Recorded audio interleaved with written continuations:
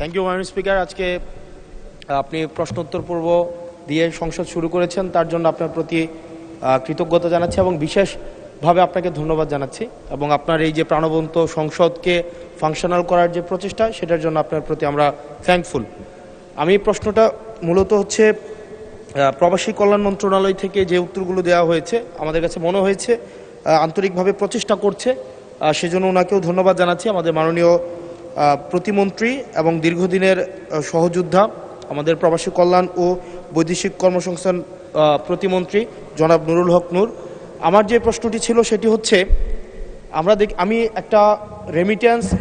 মাননীয় সদস্য, I হামলি request you, আসলে প্রসিডিউরটা মেনটেন করতে গেলে I accepted your, thank you, you are so kind, thank you দিয়েছেন মহান সংসদকে।